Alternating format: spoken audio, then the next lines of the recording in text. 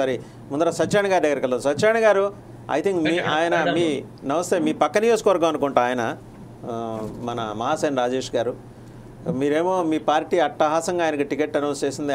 అదేదో అంటారు మీదేంటి ఐవీఆర్ఎస్లో ఆయనకి విచ్చలవిడిగా ఓటింగ్ వచ్చేసింది, అసలు తిరుగులేని నాయకుడిగా ఆయన ఎమర్జ్ చేయడని చెప్పేసి వచ్చిందట. నిజమేనా సత్యనారాయణ గారు? ముందుగా టీవీ యాజమాన్యం వారికి అదే డిబేట్లో పాల్గొన్నటువంటి పెద్దలకు, అదేవిధంగా డిబేట్ కండక్ట్ చేస్తున్నటువంటి వాసుదేవన్ గారికి ప్రత్యేకమైనటువంటి అభినందనలను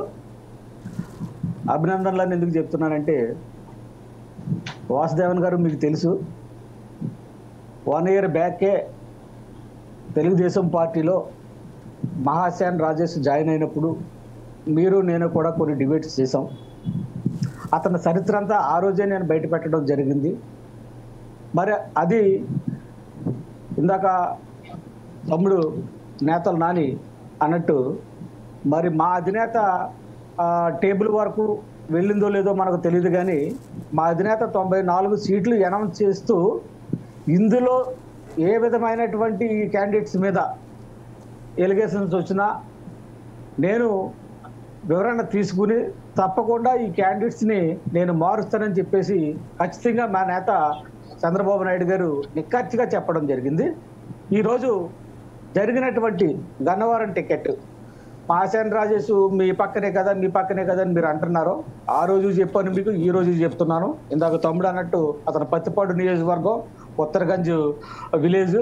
ఉత్తరగంజ్ విలేజ్లో ఒక సామాన్య వ్యక్తిగా క్రిస్టియన్స్ని నేను రక్షిస్తానని చెప్పేసి ఎంతోమంది పాస్టర్స్ని మోసం చేసి ఆ రోజు ఆ ఉద్యమ లాబీలోకి వెళ్ళి ఆయన ఈరోజు ఆ పాస్టర్లను అందరినీ తొక్కుకుంటూ వివిధ ఈరోజు వరకు అనేక కేసులు మీరే చెప్తున్నారు, మీ దగ్గర కూడా సమాచారం ఉంది. ఇంచుమించు అనేక కేసులు, ఇంచుమించు 24 పైన సిలుకు కేసులే అతని మీద.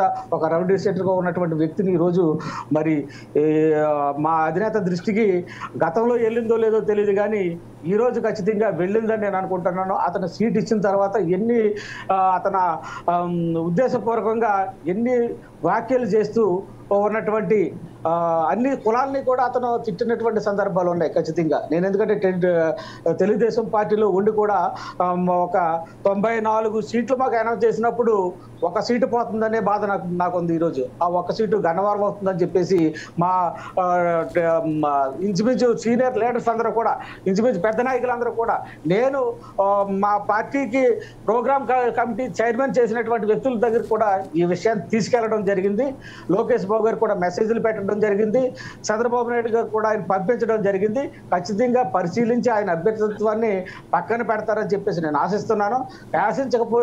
పక్కన పెట్టకపోతే మా పార్టీలోనే మొట్టమొదటి సీటు మేము కోల్పోతాం, అది గన్నవరం అవుతుందని చెప్పేసి ఖచ్చితంగా నేను కూడా నమ్ముతున్నాను. ఎందుకంటే మనం ఒక విలువలు గల రాజకీయాలు చేసేటప్పుడు చంద్రబాబు నాయుడు గారు, అంటే నాకు ఒక డౌట్ సత్యనారాయణ గారు, మీరు గన్నవరం సీటు పోతుందని ఆయనకి టికెట్ ఇవ్వద్దనా, లేకపోతే అసలు పార్టీకి అప్రతిష్ట కలిగించే వ్యవహారం అని ఇవ్వద్దనా మీ ఉద్దేశం?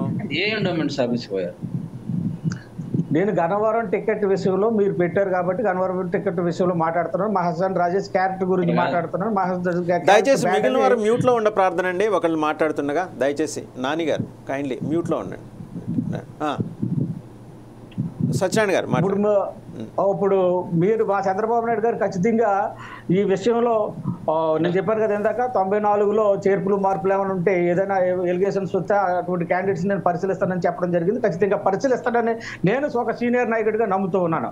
కానీ రాజేష్ యొక్క చరిత్రను పార్టీ పరంగా కూడా చెప్పడానికి నాకు ఏ విధమైనటువంటి అభ్యంతరము లేదు. ఎందుకంటే నేను పార్టీలో ఉండి ఆ రోజు విమర్శించాను, ఈ రోజు అపోజ్ చేస్తున్నాను. ఎందుకంటే స్థానికంగా ఎవరినైనా నాయకులుగా ఎదగాలనే ఆలోచనతో ఉన్నటువంటి వ్యక్తిని నేను. గన్నవరంలో బోల్డ్ అంతమంది సీనియర్ నాయకులు ఉన్నారు, బోల్డ్ అంతమంది సర్పంచులు ఉన్నారు. పక్క నియోజకవర్గాలు తీసుకొచ్చి అక్కడ గన్నవరం నాయకత్వాన్ని చంపాల్సినటువంటి పరిస్థితి లేదు.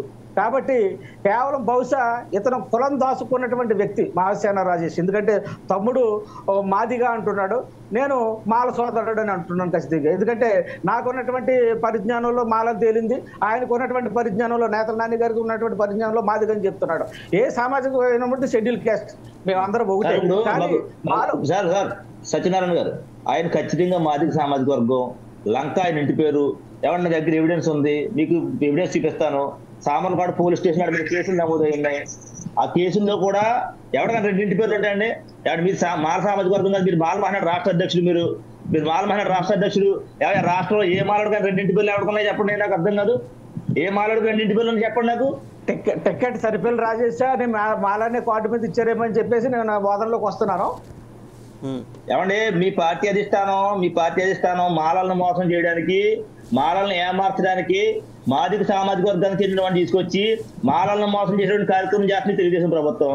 దాన్ని మీరు కప్పిపుచ్చుకోవడానికి ఇవాళ మాదిగ సామాజిక వర్గం చెందిన రాజేష్ గారి మాల సామాజిక వర్గం అంటే ఇది మీరు పక్కాగా మాల మహానాడు అధ్యక్షుడిగా మీరు అందరూ కూడా మాలల్ని మోసం చేయడం వచ్చారు సత్యనారాయణ గారు. మాల మహానాడు ఉద్యమానికి కానీ లేకపోతే తెలుగుదేశం పార్టీ ఉన్నటువంటి మాలలకు కానీ రాజేష్కి కానీ ఏ విధమైన సంబంధం లేదు. ఒకటి మీరు క్లారిటీ చెప్పేది మీకు చెప్తున్నాను. మహాసేన రాజేష్ అన్న వ్యక్తి మీరు కలిసి పనిచేసిన ఉద్యమంలో కలిసి పనిచేసినటువంటి వ్యక్తులు మీరు. అతను సరిపల్లి మాకంటే సరిపల్లి రాజేష్ గారు కూడా చూపించుకున్నారు. వాడు పోలీస్ స్టేషన్ లో పట్టుకుని రౌడీ షీటర్. ఆ రౌడీ షీటర్ దయచేసి ఏకవచనం వద్దండి, నేను పదే చెప్తున్నాను.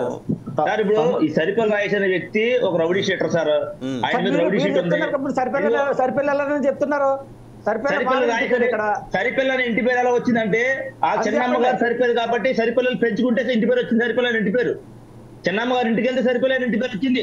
పుట్టుకతో సరిపల్లి కాదు, లంక రాజేష్. నానిగారు సత్యనారాయణ గారిని మాట్లాడండి. మళ్ళీ వాసుదేవన్ గారు, నేను చెప్తున్నాను కదా, ఇప్పుడు ఒక మోసగాడి గురించి ఇంత చర్చ అవసరం లేదు. మేమైతే ఖచ్చితంగా అతను పక్కన పడేసాం. నేను పార్టీలో ఉన్న వ్యక్తిని అయినప్పటికీ కూడా అతని కులం గురించి అన్ని విషయాలు తెలిసి, కులం ఏ విధంగా చెప్పకుండా దాచుకున్నాడు అన్ని విషయాలు తెలిసినప్పుడు కూడా ఈ రోజు వరకు కూడా సీట్ ఇచ్చినటువంటి ఈ రోజు వరకు కూడా అతను ఎక్కడ కూడా నేను కామెంట్ చేయలేదు. గతంలో 1 year అయింది మీ సమక్షంలో నేను కామెంట్ చేసి. ఆ రోజు అతను చరిత్ర పార్టీ దృష్టికి వెళ్తాదేమో అనుకున్నాను. కానీ ఇంత మభ్య పెడుతూ అతను చాప కింద నీరులాగా, అంటే మాకు కూడా పార్టీలో ఏమైందంటే మాదిగ సామాజిక వర్గం డామినేషన్ పెరిగింది. ఆ డామినేషన్ పెరగడంతో ఇప్పుడు మధ్యపాటి వెంకటరాజు ఉన్నాడు, మొన్న రోజుకు ప్రోగ్రామ్ కమిటీ చైర్మన్ ఉన్నాడు, గారు ఉన్నారు, తర్వాత నెహ్రూ గారు ఉన్నారు. అక్కడ ఈ మధ్యన చేరినటువంటి కలిగిపూడి శ్రీనివాస ఉద్యమకారుడు, అమరావతి ఉద్యమకారుడు ఇంటి పేరు ఏంటంటే ఒకసారి కొలికిపూడి శ్రీనివాస్ గారు. కొలికిపూడి శ్రీనివాస్ అది మాదిగ సామాజిక వర్గానికి చెందినటువంటి ఉన్నాడు. ఆ వంగలపూడి అనిత మాదిగ సామాజిక వర్గానికి చెప్పింది. ఎక్కడా కూడా అక్కడ పార్టీలో ఏంటంటే చంద్రబాబు నాయుడు గారు అని చెప్పి కూడా పార్టీని అభివృద్ధి చేయడానికి, పార్టీ యొక్క బిల్డప్ తీసుకురాడే కార్యక్రమంలోనూ ఎలాగైనా మళ్ళీ ఈ జగన్మోహన్ రెడ్డి యొక్క పరిపాలన అంతమొందించి ఈ దుర్మార్గుడిని ఎలాగైనా పక్కన పెట్టాలనే ఉద్దేశంతో ఆయన పనిచేసుకుంటూ పోతే క్రమంలో ఈ ముంపుని గ్రహించుకోలేదు. ఈ రాజేష్ అన్న వ్యక్తిని ఈ లోపల ఉన్నటువంటి మనోడు ఏదైతే చెప్తున్నాడో ఈ మాదిగ సామాజిక వర్గం అందుకు మాదిగానే భ్రమపడుతూ వాళ్ళకు కూడా అదే చెప్పుంటాడు. మాల పుట్టి మాదిగ కొంపలో పెరగడమా, మాదిగ పుట్టి మాల కొంపలో పెరగడమా అనేది ఈ విధంగా మభ్య పెట్టి ఉంటాడు ఆ నాయకులను అందరినీ. ఖచ్చితంగా ఈరోజు ఈ డిబేట్ ద్వారా కానీ ఆయనకు సీట్ ఇచ్చిన తర్వాత అనేక కులాలను తిట్టినటువంటి క్లిప్పింగ్స్ కానీ ట్రోల్ అయినటువంటి విధానం ఏదైతే ఉందో ఇంకా కళ్ళు మూసిపోయి అతను టెక్కట్టిస్తే మా పార్టీ చాలా నష్టపోతుందని కూడా నేను బహిరంగంగా చంద్రబాబు నాయుడు గారు అన్ని దృష్టిలో పెట్టుకుని 94 సీట్లు ఎవరికైనా ఏదైనా అబ్జెక్షన్ పరిస్థితి బాగపోతే నేను ఖచ్చితంగా మారుస్తానని చెప్పాడు. తప్పకుండా మారుస్తారని చెప్పేసి మా నాయకుడు మేము ఆశిస్తూ ఉన్నాము. రైట్ అండి. ఒక మాట జ్వాలాపురం